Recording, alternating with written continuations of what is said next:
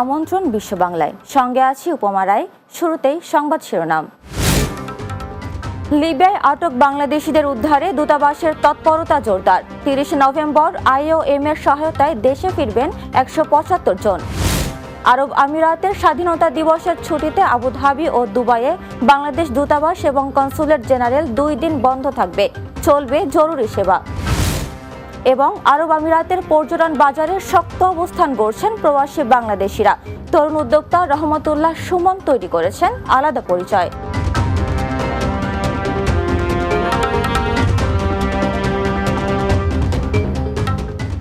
শুনছিলেন শিরোনাম, এবারে বিস্তারিত।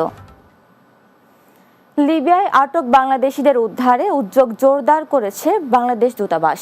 দেশটিতে নিযুক্ত বাংলাদেশের রাষ্ট্রদূত মেজর জেনারেল আবুল হাসনাত মোহাম্মদ খায়রুল বাশারের নেতৃত্বে দূতাবাসের একটি প্রতিনিধি দল তাজুরা ডিটেনশন সেন্টার পরিদর্শন করেন।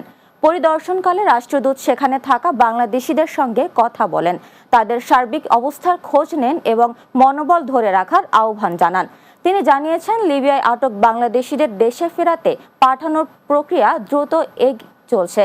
প্রয়োজনীয় কাগজপত্র প্রস্তুত হওয়ায় আগামী ৩০ নভেম্বর IOM এর সহায়তায় প্রথম পর্যায়ে ১৭৫ জনকে দেশে পাঠানো সম্ভব হবে। পর্যায়ক্রমে সবাইকে দেশে ফেরত আনার জন্য দূতাবাস নিরবচ্ছিন্নভাবে কাজ করছে বলেও আশ্বস্ত করেন তিনি। এ সময় দূতাবাসের পক্ষ থেকে সেন্টারে অবস্থানরত বাংলাদেশিদের মাঝে খাদ্য সামগ্রী বিতরণ করা হয়।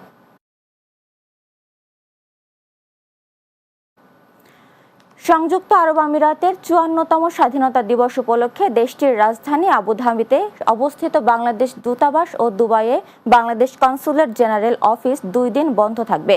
মঙ্গলবার দূতাবাস কনসুলেট জেনারেলের দেয়া বিজ্ঞপ্তিতে এই তথ্য জানানো হয়।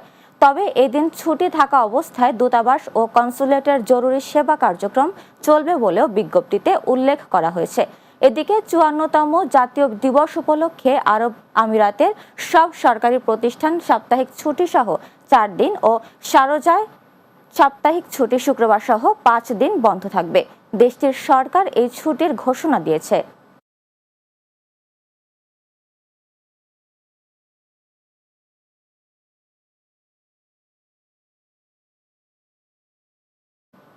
এবার দুবাইয়ের গল্প।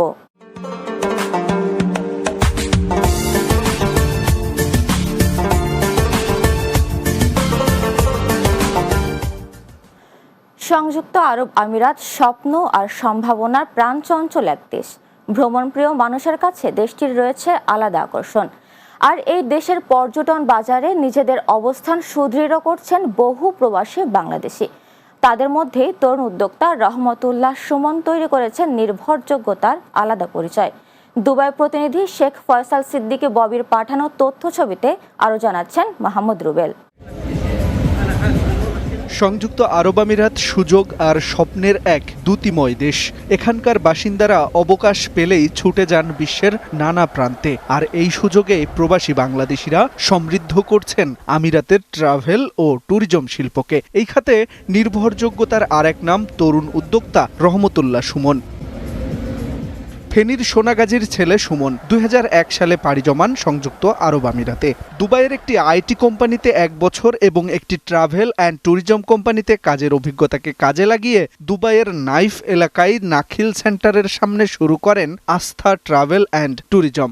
একটা ট্রাভেল এজেন্সিতে আমি দীর্ঘদিন জব করেছি, সেখানে এক্সপিরিয়েন্স নিয়ে আমি ট্রাভেল অ্যান্ড ট্যুরিজম বিজনেস শুরু করি। ভ্রমণ পিপাসু পর্যটকদের জন্য এশিয়ার বিভিন্ন দেশে group tour, family tour, holiday package এবং ওমরা প্যাকেজ দিয়ে থাকে তার প্রতিষ্ঠান। যে আমরা দুবাই রেসিডেন্সি ভিসা সার্ভিসও দিয়ে থাকি। গ্রুপ ট্যুরে স্পেশালি আমরা রিটার্ন এয়ার টিকিট দিয়ে থাকি, pick up and drop service দিয়ে থাকি, 3 স্টার মানের হোটেল দিয়ে থাকি, ব্রেকফাস্ট থাকে, একজন ট্যুর গাইড থাকে।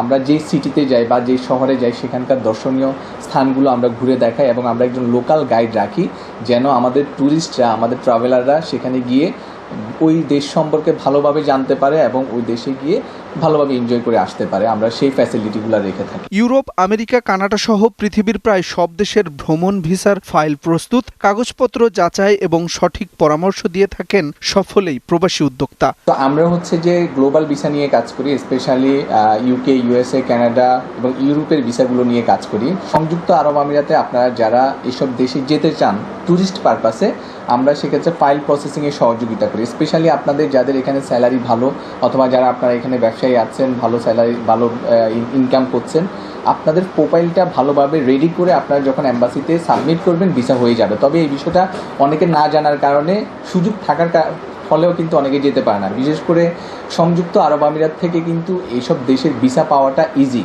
যদি আপনি প্রসেসিং বা আপনি যদি সঠিক মানুষের কাছে যেতে পারেন। পরিশ্রম, দক্ষতা এবং পেশাদারিত্বের সমন্বয়ে স্বল্প সময়ে আস্থা তৈরি করেছে আস্থা ট্রাভেল অ্যান্ড ট্যুরিজম। প্রবাসীদের স্বপ্নপথের সহযাত্রী হয়ে এগিয়ে যেতে চান তরুণ উদ্যোক্তা রহমতুল্লাহ সুমন। আর আপনারা যদি কেউ ফ্যামিলি নিয়ে যেতে চান, সেক্ষেত্রে আমরা কাস্টমাইজ ট্যুর প্যাকেজ করে দিতে পারবো। Mahmud Rubel, Bangla TV, news desk. বিশ্ব বাংলা নিচ্ছে ছোট্ট একটি বিরতি। ফিরে আসার পর অন্যান্য সংবাদের সাথে আরও যা থাকছে। ভেনিসে বাংলাদেশি অভিবাসীদের জন্য ইতালীয় ভাষা শিক্ষা ও সচেতনতা বাড়াতে চালু হচ্ছে বিশেষ কোর্স। নাগরিক অধিকার সহ আচরণবিধি শেখানো হবে।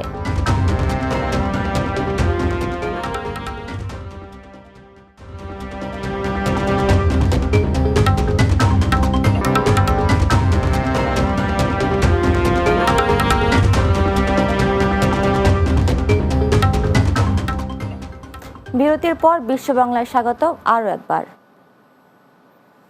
ভেনিসে বাংলাদেশি অভিবাসীদের জন্য ইতালীয় ভাষা শিক্ষা ও নাগরিক সচেতনতা বাড়াতে বিশেষ কোর্স চালু করা হচ্ছে।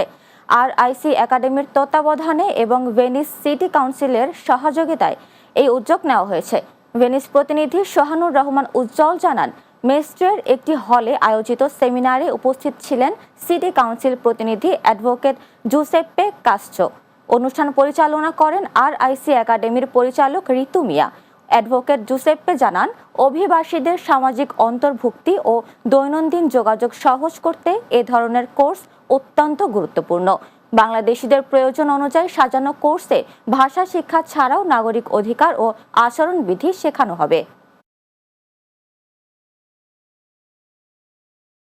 কুয়েতে যথাযোগ্য মর্যাদা সুবাহান সেনানিবাসের BMC সদর দপ্তর প্রাঙ্গণে উদযাপন করা হয়েছে সশস্ত্র বাহিনী দিবস। আয়োজন করে বাংলাদেশ মিলিটারি কন্টিনজেন্টস BMC-2 কুয়েত। সশস্ত্র বাহিনীর প্রধানের পক্ষে অনুষ্ঠানে উপস্থিত ছিলেন কুয়েত সশস্ত্র বাহিনীর assistant chief of staff major general Feraz Adel Al Shaheen. এছাড়া কুয়েত সশস্ত্র বাহিনীর ঊর্ধ্বতন কর্মকর্তা, বিভিন্ন দেশের ডিফেন্স অ্যাটাচি, বাংলাদেশ দূতাবাসের কর্মকর্তা এবং কমিউনিটির গণ্যমান্য ব্যক্তিরা অনুষ্ঠানে উপস্থিত ছিলেন। স্বাগত বক্তব্যে BMC commander brigadier general Mohammad Shahidul Abedin কুয়েতের গৌরবোজ্জ্বল ইতিহাস, কুয়েতে কর্মরত বাংলাদেশি সেনা সদস্যদের অবদান এবং দুই দেশের সামরিক সম্পর্ক তুলে ধরেন। অনুষ্ঠানে বক্তব্য দেন কুয়েতে নিযুক্ত বাংলাদেশের রাষ্ট্রদূত মেজর জেনারেল সৈয়দ তারেক হোসেন। এ সময় তিনি সশস্ত্র বাহিনী দিবসের তাৎপর্য এবং বাংলাদেশ কুয়েত বন্ধুত্বপূর্ণ সম্পর্কের গুরুত্ব তুলে ধরেন। দিনটিতে স্মরণীয় করতে উন্মোচন করা হয় BMC ম্যাগাজিন 2025। গোলাপগঞ্জ জেলার বুধবাড়ি বাজার ইউনিয়ন ডেভেলপমেন্ট ট্রাস্ট ইউকের দ্বিবার্ষিক নির্বাচন অনুষ্ঠিত হয়েছে। লন্ডন প্রতিনিধি ফজলুল হক জানান, পূর্ব লন্ডনের একটি রেস্তোরাঁয় এই আয়োজন করা হয়। অনুষ্ঠানের প্রথম পর্বে দোয়া মাহফিল অনুষ্ঠিত হয়, যার সভাপতিত্ব করেন মোহাম্মদ মকলু মিয়া, পরিচালনা করেন AKM আব্দুল্লাহ। আলোচনা পর্বে বক্তারা প্রয়াত আব্দুল কাহেদ নানুর স্মৃতির প্রতি শ্রদ্ধা জানান। দ্বিতীয় পর্বে প্রধান নির্বাচন কমিশনার ফজলুল হক ফজলু নতুন 2 বছর মেয়াদী কমিটি ঘোষণা করেন। নতুন কমিটির সভাপতি নির্বাচিত হন মোহাম্মদ মকলু মিয়া, সেক্রেটারি জাহির হোসেন গৌস এবং ট্রেজারার শামসুল হক।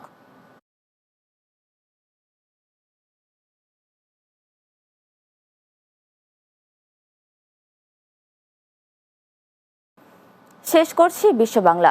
যাওয়ার আগে শিরোনামগুলো আরও একবার। লিবিয়ায় আটক বাংলাদেশিদের উদ্ধারে দূতাবাসের তৎপরতা জোরদার। 30 নভেম্বর IOM এর সহায়তা দেশে ফিরবেন 175 জন। আরব আমিরাতের স্বাধীনতা দিবসের ছুটিতে আবুধাবি ও দুবাইয়ে বাংলাদেশ দূতাবাস এবং কনসুলেট জেনারেল 2 দিন বন্ধ থাকবে, চলবে জরুরি সেবা। আরব আমিরাতের পর্যটন বাজারে শক্ত অবস্থান গড়ছেন প্রবাসী বাংলাদেশিরা। তরুণ উদ্যোক্তা রহমতুল্লাহ সুমন তৈরি করেছেন আলাদা পরিচয়। এবং ভেনিসে বাংলাদেশি অভিবাসীদের জন্য ইতালীয় ভাষা শিক্ষা ও সচেতনতা বাড়াতে চালু হচ্ছে বিশেষ কোর্স।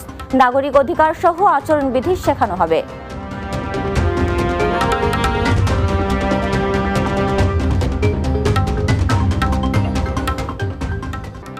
এই ছিল বিশ্ব বাংলায়। এতক্ষণ সঙ্গে থাকার জন্য ধন্যবাদ সবাইকে।